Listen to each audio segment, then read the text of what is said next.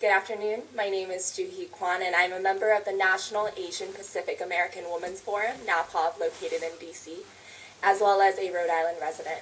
I've lived in Rhode Island for the past 4 years now. I attend college at Brown University. I got my undergraduate degree there and graduating in May. As a Rhode Island resident and as a self-identified Asian American woman, I'm here today to ask you to oppose House Bill 7387, as the bill attempts to limit abortion access under the guise of fighting sex discrimination, and it also uses Asian American stereotypes to do so.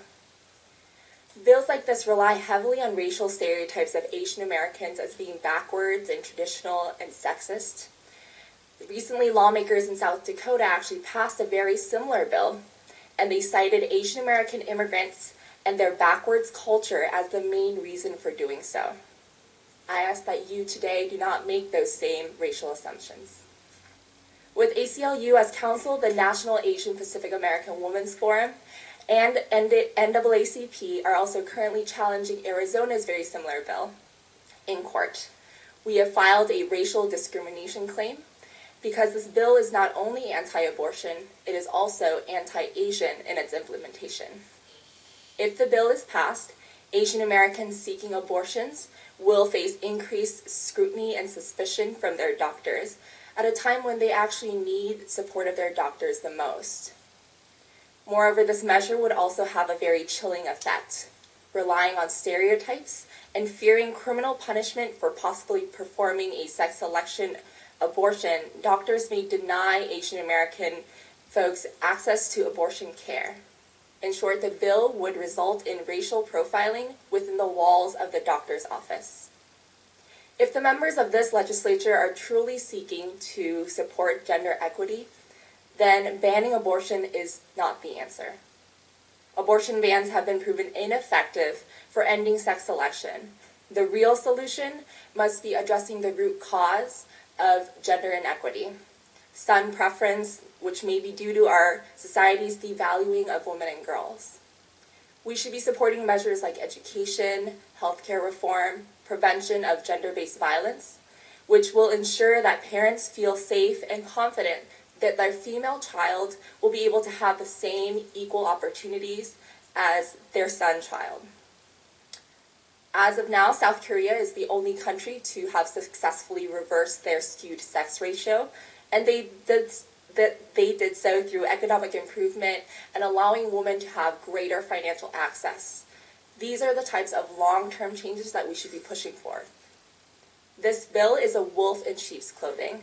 It is masked in the language of anti-sex discrimination, but is actually another attempt to chip away at abortion rights. The goal of this bill is not to help women, but to undermine our power to make decisions. If you want to truly support gender equity, I implore you to pass measures that value all genders, not attack reproductive rights. I ask that you oppose this bill. Thank you very much. Thank you. Are there questions for Joo Hee Kwon? From Rhode Island Right to Life, Paola Lois? Chairwoman and members of the committee, my name is Paola Lois. I am the Education Coordinator for the Life and Family Office in the Diocese of Providence. And as such, I teach people about the dignity and rights of human life from conception to natural death. Thank you for this opportunity to testify in support of House Bill number 7383, which would ban abortions performed solely as a means of sex selection. Sex selection abortion is used to prevent the birth of a child of an undesired sex. The abortion is chosen solely on the basis of the unborn baby's gender. The victims of these abortions are overwhelmingly female. Taking the life of an unborn child simply because of her gender is an appalling form of discrimination. Modern technology, particularly the ultrasound, allows parents to discover the sex of their children long before birth. Other methods of determining a baby's gender are also being developed.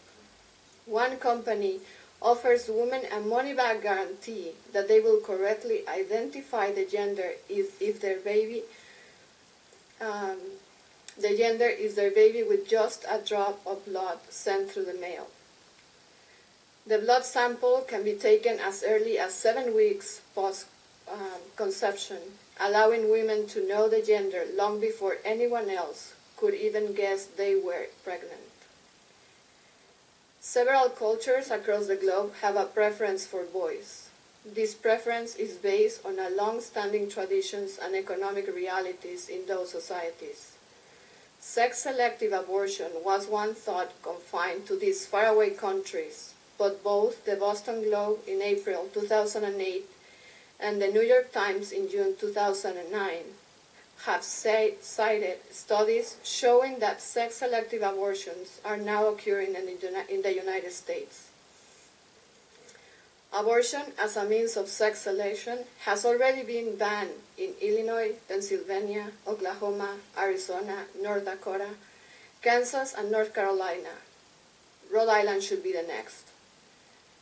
This act has also been filed in the House in 2013 with the number H7383. Thank you.